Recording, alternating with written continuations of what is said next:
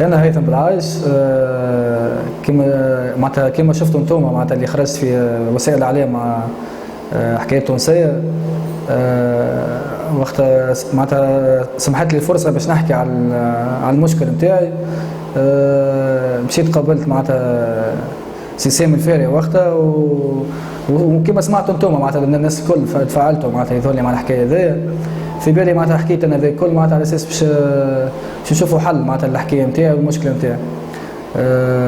سمعت انا زاد كيفكم معناتها اللي وزاره معناتها سيده مجدولين معناتها تفاعلت معايا كل شيء.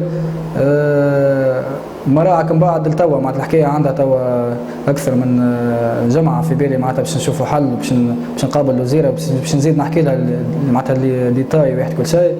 لتوا ما فما حتى جواب، والحكايه معناتها ابارامون دوسي معناتها تسكر وسمعوا طرف واحد وانا ما سمعونيش.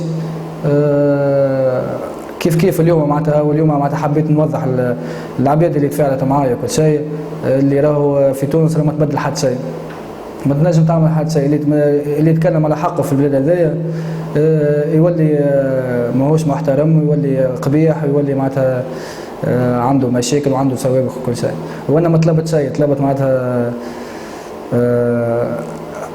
معناتها رد اعتبار، ويظل من حقي انا كشاب تونسي معناتها باش ندافع على رب بلادي. ويظل انا معناتها مانيش قاعد نعمل في حاجه خير، بالعكس هذا فخر الكل اي واحد تونسي معناتها دافعت على بلادي. وانا شخصيا ما زلت نشوف روحي نجم ندافع على بلادي ونجم نهز درب بلادي. مالوريزمون في الوقت هذا تونس تقتل الطموح بالرسمي.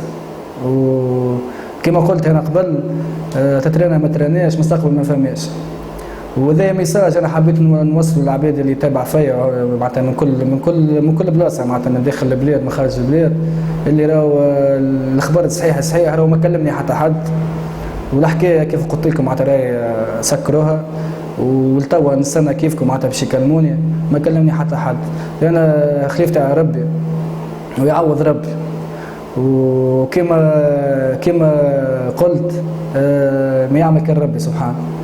وان شاء الله الميساج هذا معناتها العباد اللي مازالت ما تعرفش الحكايه نتاعي تسمع الحقيقه وتعرف معناتها شنو قاعد يصير في البلاد هذايا، وان شاء الله نلقاو حل وكهو.